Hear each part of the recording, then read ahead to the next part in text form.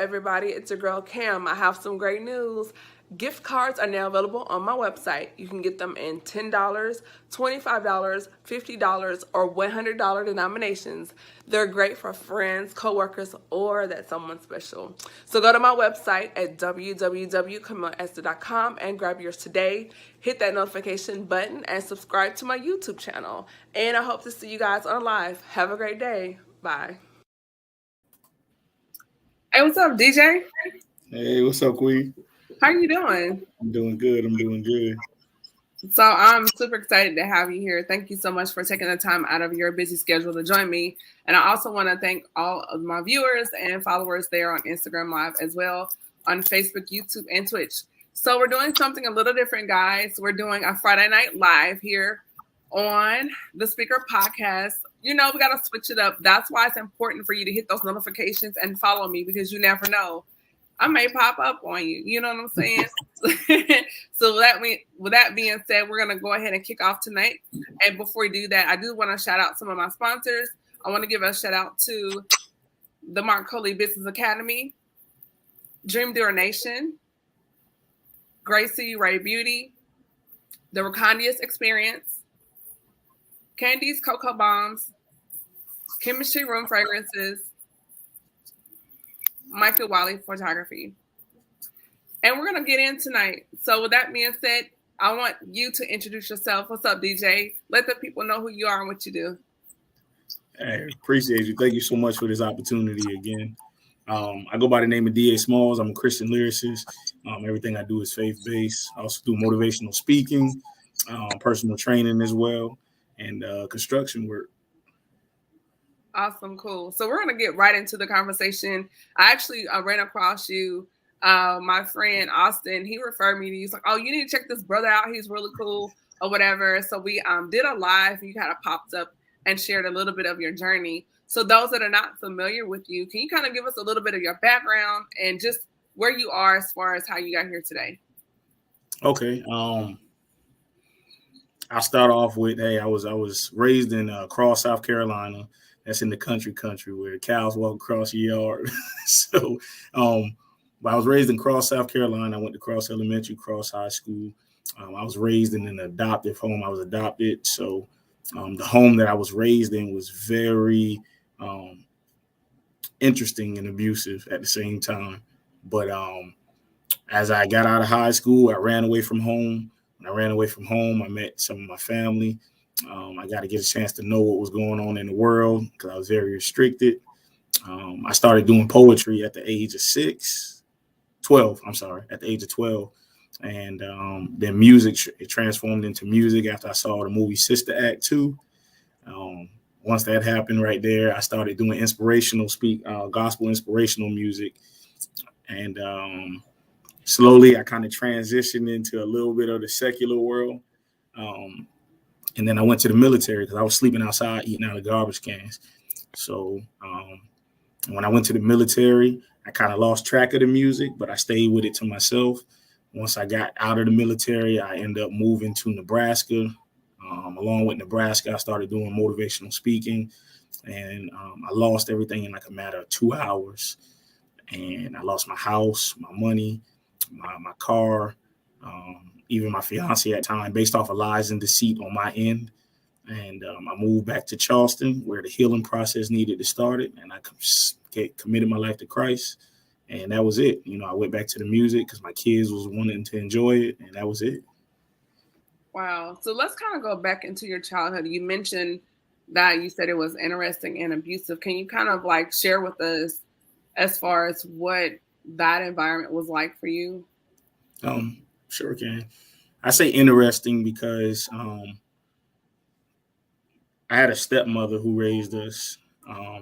My stepfather wasn't with her, so he was with somebody else, but she stayed in the home, and he told her as long as she took care of us, she could stay in the home, which I found out as I got older. So she raised us, but she worked all the time, and eventually he moved in and he gave her like a 30-day notice, and he bought her a trailer and everything like that and told her that, hey, she could stay in the trailer, beautiful, and raise us still. And because she didn't want to do that, she ended up leaving at like the age of 12. My new stepmama came in, so it was three. It was me, my brother, and then this newfound sister that my dad had brought into the house while we was older, and then his new wife, which is my stepmom now. She had three. She had two girls and a boy, and we got this big old Brady bunch. Um, but going through it, my father, he was abused as when he was younger, and like that transition to him, and he thought that abuse was love. That's the best way he knew how to raise us. So I mean, like we would go from being put in the bathroom with a lock on the outside of it, like literally like butt naked to getting whooped, and that was the little bit of what he received. To working all day 24/7 after school, so all we knew was work. We didn't have time to enjoy the festivities that went down on in school. We ended up getting on the band, but even some of that was taken away based off of grades going down, and so it was just very interesting to be in a home that had different people in there. Your mom not knowing how to show affection, so we didn't know how to show affection at one point in time, and the abuse that we endured was very tragic. But we were stronger in the end. At the same time, as I got older, I understood that he raised us the best way that he knew how, and that's a conversation I had with him. So, yeah.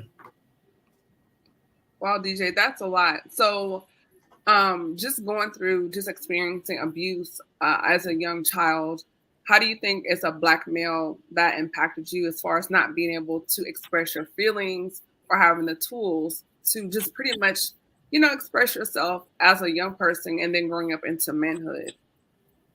Um, it really made me shut down.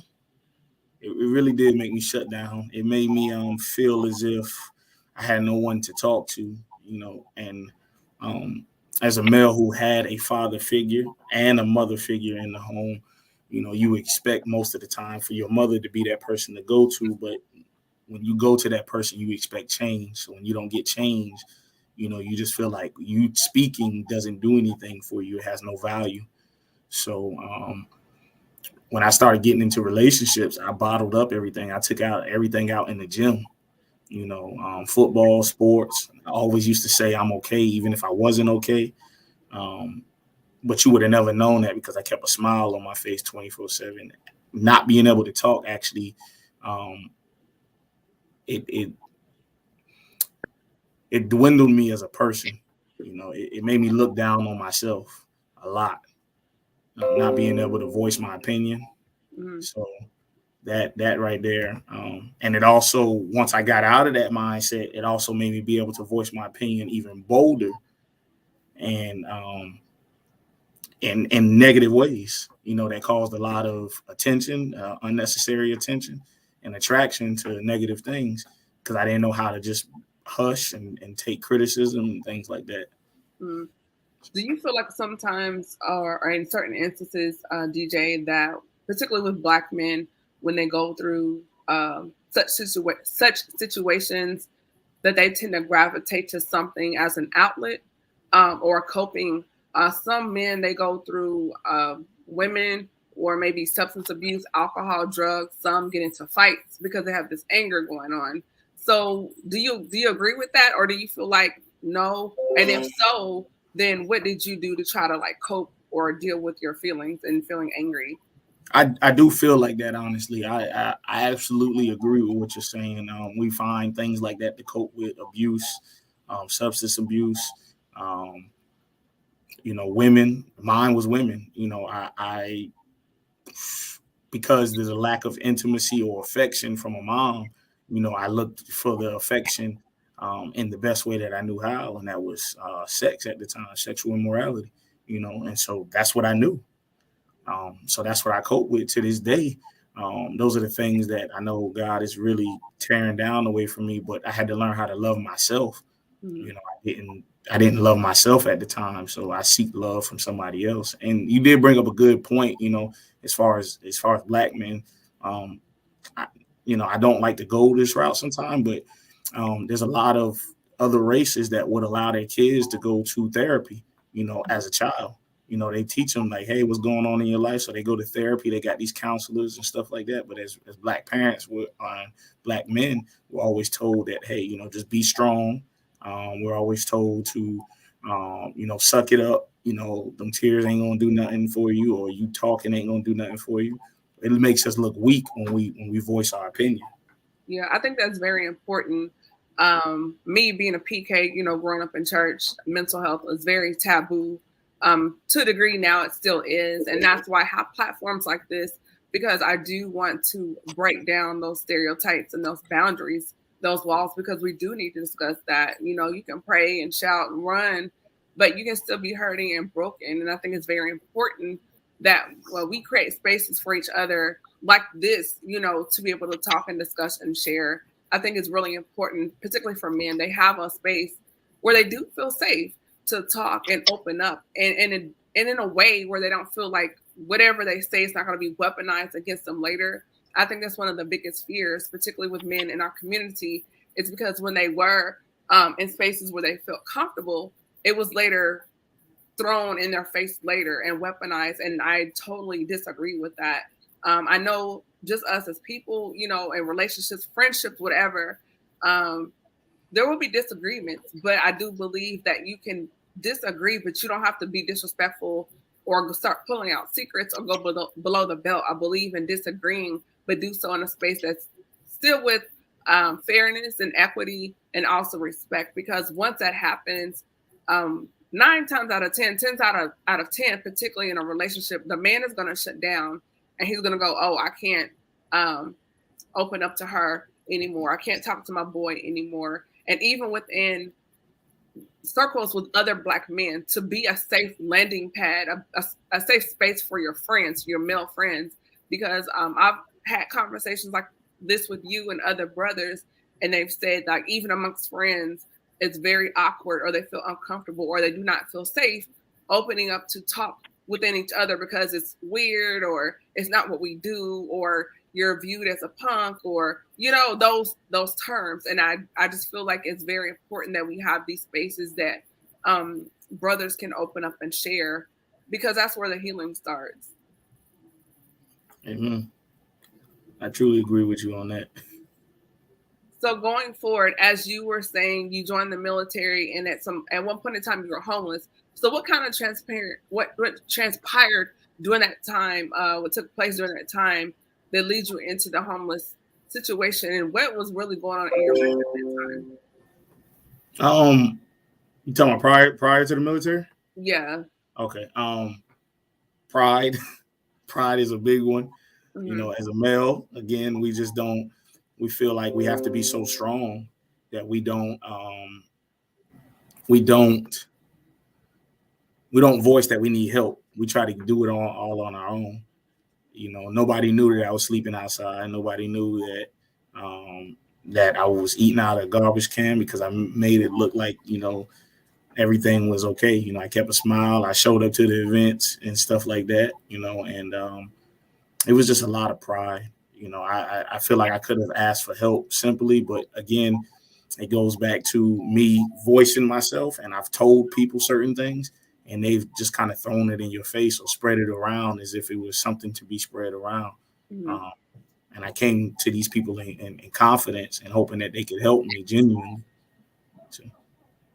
So when you were going through these things, do you feel like there was forgiveness that needed to take place, or do you feel like there was forgiveness on your end or the other end? If so, what did you do to release that in order to kind of open the next door for your life?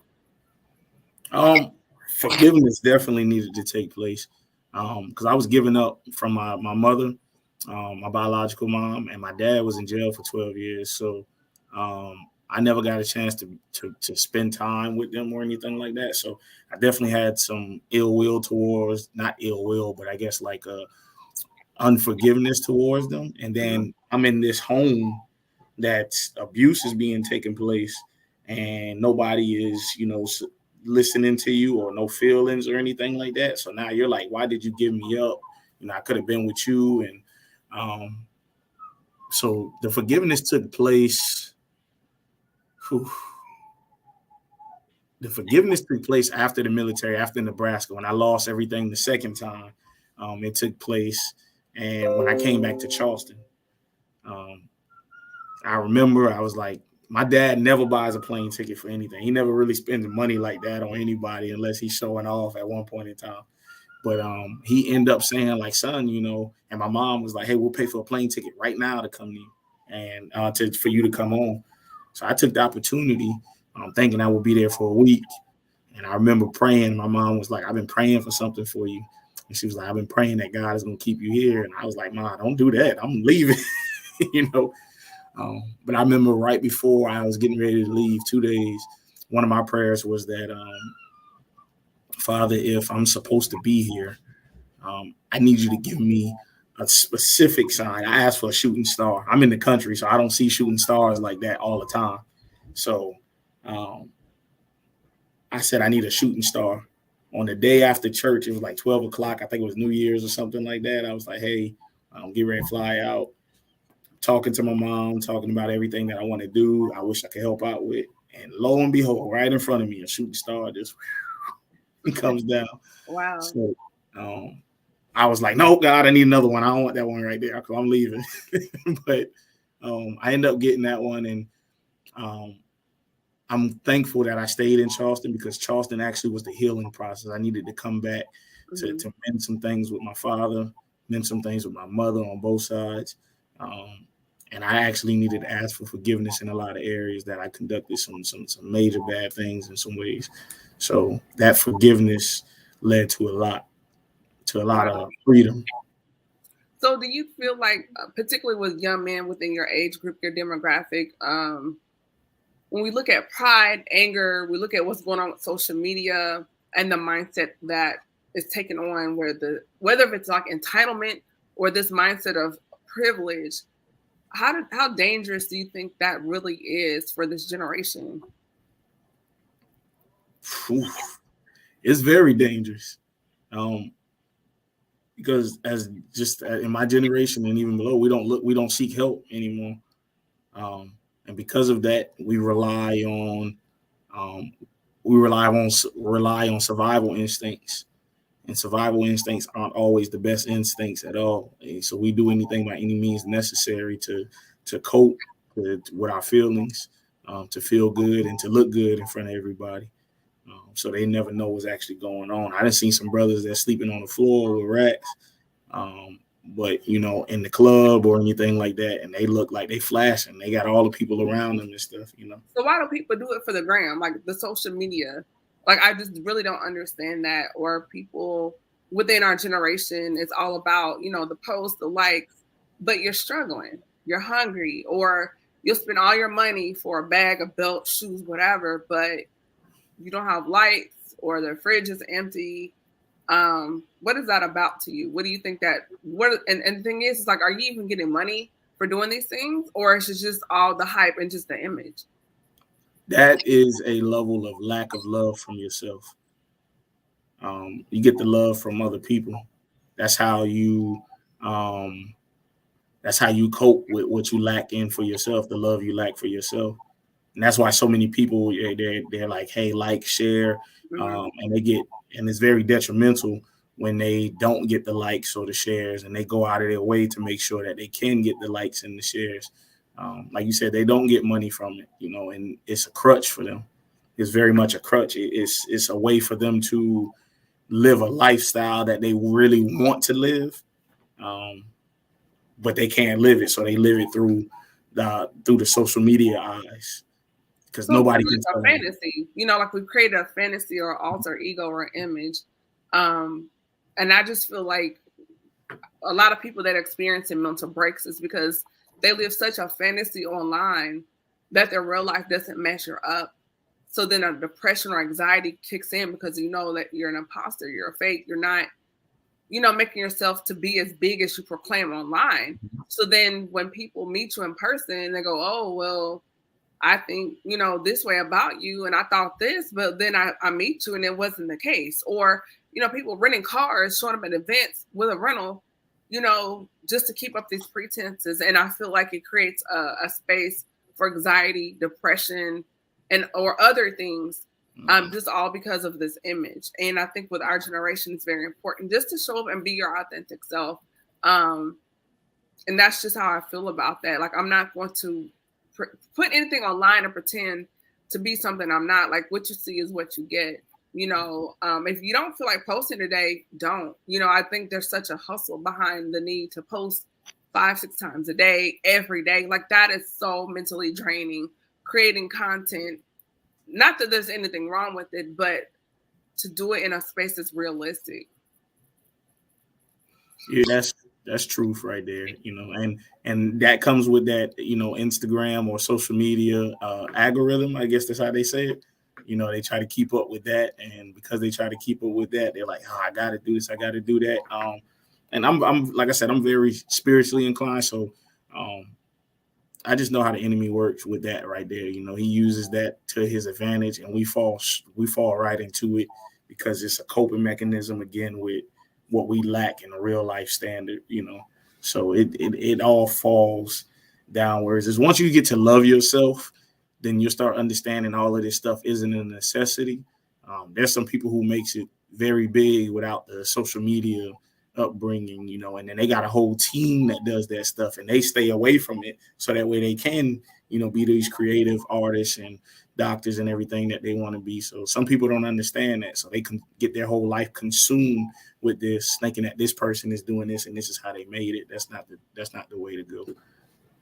That's true. And as a man, just, hearing you talk and sharing your journey, that just seems like you've gone through so much.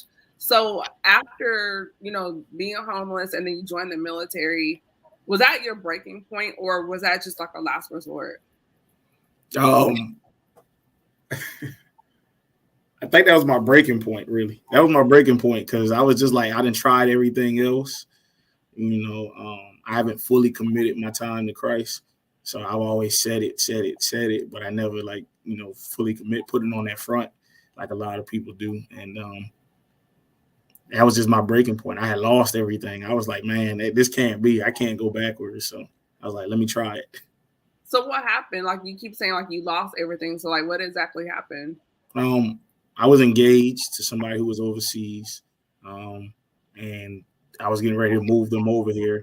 And so by any means necessary, I started lying to get off of work so that way I can go find an apartment because they wouldn't afford me time. I started lying to the person that I was staying with, based off of trying to conserve money. I started telling them I didn't have it. So can they give me another time, to pay them just so I can save it. Even with my ex-fiance at the time, I was telling her like, hey, things were going well, all of this stuff, like it was just a bunch of lies and deceits. And eventually it caught up with me. Something that I didn't even do actually exploited everything. My boss was like, hey, you went over here and you were still in time. I was like, no, I clocked out. Look, and I actually really did. And it just opened up the door for everything else. Mm-hmm. And it trickled on down. And I just remember sleeping in my cousin's basement. I didn't know I had family in Nebraska. Nobody goes to Nebraska. So, right. So I ended up having family in Nebraska. He let me stay in his basement. And I just remember by myself for a week. I was dark. And the last day I was like, God, if you're real, I asked for a hug. That was it. I was by myself. I literally said, hey, I want to feel an embracing peace and a hug. That's it. And I felt something wrap around me, and that was it for me. In a healthy way. I didn't feel anything like demeaning or damaging. Yeah, no, I know what you're saying. It's just when you're talking, telling your story, and I'm just hearing, about the accountability. Again, we see a lack of that in so many different ways, as far as not taking ownership for our mistakes or our role. We always blame the other person, but it's like, what about your role in the situation? So especially within the realm of manhood, can you kind of unpack the importance of being accountable as a man, like today, particularly for Black men? That's funny you say that, because I actually got a young men's conference that I got to speak at and perform at tomorrow. Okay. And that's one of the things I was going to talk about is accountability. Accountability is very important. It actually frees you of a lot when you're actually truthful to yourself and truthful to the others. If you don't hold yourself accountable or even have an accountability partner, and I'm not speaking about like a mate, but right. A brother that's telling you, what's wrong. you'll damage yourself. You'll really think that you're okay. And holding yourself accountable and speaking the truth about yourself, exposing the things that you don't want to expose. You don't have to say it to nobody else, but putting it out in the open, even in the mirror, looking at yourself, just makes you say, dang, I really am jacked up and I need to fix myself right now before I jack up somebody else or, you know, put my life in a downward spiral. Wow. I think that's very key, particularly as the next generation comes up. It just seems like they don't fear anything. They're not worried about anything. They're unbothered by everything. They want everything, but then there's the role of victimization or cancel culture, and I'm kind of over the whole cancel culture thing. Like it's maxed out. Like it's almost as if you can't say, do, move a certain way because they'll cancel you. They'll come for you in the comments. And we're in a space now where everything is scrutinized, overly scrutinized to the point where it's like, when can someone just express their thought? Everything is not someone coming for you. Everything is not hate speech. It's just healthy conversation. And I think it's important that we have spaces where we can communicate without worrying about, cancel culture or things like that. I think when you get to the point where I don't think I know. So I say what's on my mind, or I say what's even spirit led. And some people be like, well, you can't say that to somebody. Well, let me flip the script. Why can you tell me how I can speak? And when you say something, why is it okay for you to just be comfortable just to say it as well? Because it fits, their emotional attachment, how they feel. And so once I got to the point where I said that everybody is not, this is my scripture that I dwell on. It said the harvest is plenty, but the workers are few. And my scripture, I dwell on that. And I'm not even just coming from a spiritual perspective. It's because it's like everybody's not going to like what you say or do. And because of that right there, my truth is my truth. Your truth is your truth. So who am I to tell you that it's not? So therefore, I don't debate with others when it comes down to that. I say what's on my mind, what's spirit led, and I let it be. And how they feel, I let them know, like, hey, you can come in my DMs or whatever the case may be, and we can converse about it. But I don't go into a debate factor with it, because once you start debating or you start telling them no and yes or whatever the case may be, they start feeling like they immediately go into a defense mode. So most people don't do it out of love, I should say. They do it out of attraction, just to build up the audience, as opposed to doing it out of love. And love doesn't mean you have to be timid or less bold. It just means that in a good intent, good heart. That's it. Right. I agree with that too. I also believe when people are exchanging ideas, a lot of times it can be so emotional that the facts are left out or forgotten, just because not everyone is an avid reader. We take a lot of things as face value on social media, particularly with Twitter or Instagram, even with Facebook and TikTok. And it's like you still need to go back and fact check, do your homework. And when people are disagreeing, it's like, are you really listening to the other person? Or you're physically audibly listening to them, but in the mindset of while they're talking, you're actually trying to figure out a defense or a rebuttal or a clap back, and it's like you're so busy going, yeah, but it's like, are you really hearing what I have to say, to try to see the other side of it, or you're just waiting till I finish so you can come back with another rebuttal? That's what I always tell somebody. I always say, you're listening to respond instead of listening to understand. That's it. Yeah. So I just think it's so important that if we're going to have these spaces of communication, it's important to hear both sides of it, whether it's a friendship, relationship, professionally, or, within a business setting, to see it from the other person's perspective and also operate in empathy. I think it's very important because a situation happened last weekend. It was something small, minute. And I had an appointment and the appointment got canceled. And at first I was irritated. And I didn't respond to their text message initially because I was so focused on what I wanted. But then when I took a moment to pause and I looked at it from the other person's perspective, I was like, wow, and they explained to me their situation. And then I operated in empathy. And I said, well, I can only imagine what you're going through right now and what that feels like, because I'm not in your position. We'll work it out. It's cool. We'll change the date or whatever. And that person texted me back and said, wow, I really appreciate that. And I appreciate you. And I think sometimes we're so focused on having things our way, getting what we want, pushing our agenda, that we forget to also operate in empathy. It's like we want grace, but you have to give it. You have to give what you're requesting. If you want somebody to, you know, have mercy and grace, if you want it, you have to also extend it as well. You are 100% correct. Extending grace and mercy is a is a huge factor that we don't have anymore, and we don't think from the other person's perspective anymore. We Yeah. just think from ours, and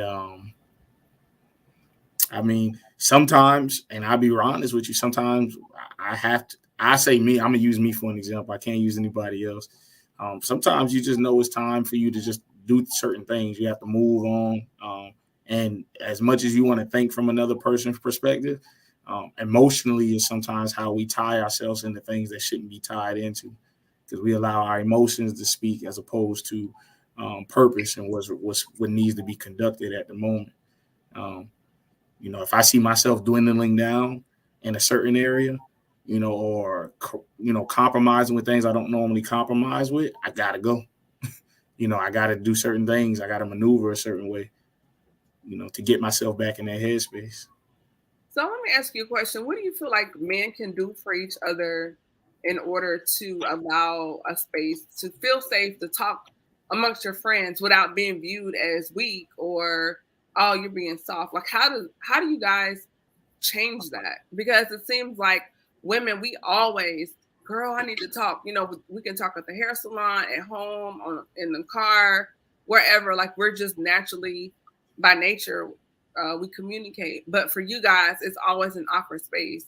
So what do you feel like, particularly with Black men, that you guys can do for each other to create opportunities or spaces to open up freely and talk and communicate without feeling like to be vulnerable, or I hate to say the word emotional, but just to be human without backlash or it being weaponized? We got to stop being so. How can I say it? We got to stop looking for friendships based off of what they had and look for what they can provide. Iron sharpens iron. We actually have a group that we just started, and it started off from a Instagram live. We was going to do a conference, and the conference was called Intimacy Amongst Brothers. And now we have this big group chat to where us brothers, we get in there and we talk. We let them know what we're going through. We share anything from the sexual immorality that we conducted to how we're trying to stop, watching porn, to the lack of financial stability, to we just share anything and everything with each other. And we built that through purposeships. We didn't rely on friendship. We relied on the purpose behind what's going on. And through the purpose, we built up a friendship. So find somebody who you can actually, I say pray on it, for somebody who you can actually conduct yourself with and just be open with. I'm capable of being open with my brothers, but that's because I'm capable of being transparent with my music. So why can't I be transparent with the people that I say I love? So how can I word this? How important or how powerful do you think transparency is for Black men once you do get into that space? Like how powerful can that really be for you? Oh man, being transparent can liberate others very much, because they look at the level of people that you impact, and when they see you being transparent, then they feel like other people can be transparent as well. They can actually let go of some of those things that they have bottled up. I use an example. A lot of people, and I'm gonna go with the homosexual portion. I had an incident to where I was molested, and then my father used to call me gay 24/7 because I wanted to wait till I was married to have sex. And then the confusion that set in my mind. So I put that in one of my songs, and I was letting them know, like, I know what y'all feeling, point blank, period. I'm there with you. I might not have went to the extent that a lot of people have, but I'm there with you. So, like, me being transparent opened the eyes in my inbox. It opened the eyes of other people, because they was just like, man, like, look, I want to stop this, or I want to do this, or I want to do this, or whatever the case may be. I want to be open about what's going on. but I don't know how to be. And I let them know, like, stop caring about what other people think in the beginning, and just be you. When you're in love with yourself, you stop caring about what other people think. And because of that, it helped to liberate others. I don't know what they've done in their own. They haven't exposed and said, hey, I'm doing this or do that. But I put a lot of flaws that I had, from the amount of sex that I had with women to the drinking to the all of that, in a song called True Flaws. And because of that, it helped liberate me at the same time. Now I care less what anybody thinks in that way, you know. So I think it's such a double standard for men and women. So a woman, if she were to be, sexually liberated, then she gets a label. It's like, oh, you shouldn't have a high body count. Most men don't want a woman with a high body count. But then it's almost like men are, from young boys, are pushed into having notches on the belt, knocking them down, bodies, whatever you want to call it. It's like it's celebrated, and the more, the better. But actually, isn't that the opposite? Like, isn't that actually can make you feel depressed, or you lowers your self-esteem because you're running through so many women, but you do it because you have to keep up with the circle of friends, and it's not what you really want to do, but you do it because it's what's expected from you socially? Yes, it's actually worse, and I never pushed that. But it more so stems not even from your brothers. It stems more so from the fathers. A lot of fathers, they were raised like that. So when they get to their kids, their thing is, I don't want, and like I said, I'm not. I hope you're okay with this, but the first thing they say is, I don't want my son to be gay. That's what they'll say. And so they'll tell their kids, and I've had this happen, and I've seen it happen. They'll be like, son, my biological father, he let his sons have sex with his girlfriends just to make sure. This is my biological father. But isn't that actually like sexual abuse? It is, but I mean, they wanted to please him. So by any means of pleasing him, like, not the women, but the boys, my brothers wanted to please him. They wanted to hear, well done, high five. This the lifestyle you live in, so it must be good. So they wanted to please him by any means. So they was willing to do whatever it took, to do that. And that's what we do as brothers. We tell our brothers, like, hey, do this, do that. And we don't know that it's just diminishing our spirit. It's diminishing, like you said, it creates a level of depression because you don't know how to commit for one, so that's why a lot of brothers now, we lose a lot of jobs because we never knew how to commit in the first place. And it just doesn't stem from a relationship. It stems from the amount of people you run through, the amount of friendships that you diminishing. So, can you unpack that a little bit more? Because it just seems like it dominoes into other areas of your life, not just with a relationship. Yeah, it does. It commitment, lack of commitment in a relationship, or just lack of commitment, period, makes you don't know how to stay with a job. You don't know how to look for longevity anymore. Then you don't know how to, soon as something wrong happens with your friendship, we'll even go with that, something that's minute, but you're just like, hey, this person isn't for me. You never took the time to unpack what's going on and why that person thought like that. So you lose a friendship. So now you start saying, oh, I came up on my own. I did it. No, you put yourself on your own by yourself because you thought something, just because it didn't fit your criteria, you left. So, and that started with lack of commitment. So then you don't know how to, with your kids. Now you don't know how to stay in their lives. All you know how is to do what you're doing just to keep you up. So, that's why we get a lot of brothers who not in their kids' lives, because they don't know the commitment portion that is special. And I remember hearing something one time that if you knew, if you knew, like, if you're not committed to something, God will never bless you with something full because you can't be committed to one thing. So how can you be committed to what he's going to bless you with if you can't be committed to the little things that's on this earth? Wow, that's deep. So okay, so you just said a mouthful. You just said a whole mouthful. So then my next question is, when a man is going through these things and they have depression, like the pressure of being the provider, the father, the husband, or the boyfriend, the job, dealing with how can I work, stereotypes within society, discrimination, all this weight, but yet showing up like the pressure, doesn't that make you feel anxious or depressed, or I want to say like at a breaking point, but quietly, it seems like men are quietly suffering because they don't have an outlet to talk or express themselves, or therapy is taboo. So, particularly for Black men, like it just sounds like it's a very scary place to reside as a man. It is. I will say this: we do have outlets. We choose not to voice them based off of, as opposed to looking at the outlets as they're helping. Again, it stemmed from, hey, you're weak.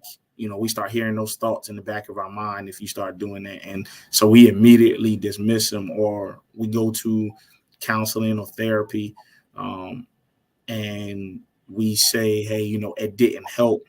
But in all, you never looked at it from the perspective of, I was open with a random person, so now I can be open with my spouse. Now I can be open with, um, my friends. Now I was open with a random person, and that's how I looked when I went to therapy, and I began to, and I got into a relationship. I was like, I can be open with this person. So why the same things that I'm voicing to them, why can't I voice to the person that I'm in a relationship with? And that's when I started saying, hey, I'm gonna communicate even more. I won't move from another conversation or anything until I communicate one thing. Point blank period. I won't let it go past a day.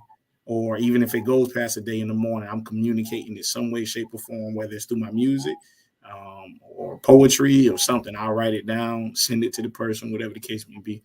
But it's a lot of pressure because, um, we don't know who to communicate to, because we think everybody is against us.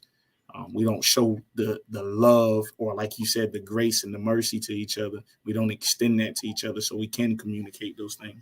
Yeah, I think that's where it's hard, particularly when it comes to relationships, because if you're with someone and they're wanting to get to know you, or kind of tear down that wall, and then there's this defense mechanism that's going on because there is no trust. Because by the time you meet that person, we don't know you've gone through abuse or molestation or with homelessness. Like we don't know. And so a lot of times as a woman, a man can have up a whole wall and we can ask what's wrong. We can feel it like, hey, what's wrong? And you're just like, nothing, I'm fine. And that can create tension. And the woman will think, well, is it me? You know, did I do something wrong? Why is he not talking to me? And it's you're shut down. There's a part of you that's shut down, or distance is not there. And so then she begins to pull back because she's thinking, well, maybe he's talking to someone else, or, then her wheels start turning. So now that's another ingredient thrown into the relationship, that if someone doesn't talk, it can start to cause division within the relationship because no one is communicating, because you have this wall up and she's trying to get to you, but it's like, okay, that's enough. Like, I'm not going to let you get close to me because of precedence, what's happened to you before. You are absolutely 100% right. That comes with trust, and we got to live by the code. Innocent until guilty. We got to live by that code. We lack the trust because we don't put trust in somebody in the first place. Yeah, I think more than anything, beyond being a black man, a black man, just to operate as a human being. Meaning, if you're hurt, you should be able to cry. If you're angry, to be able to express that in a way that's healthy. If you're sad, to be able to express that in a way that's healthy.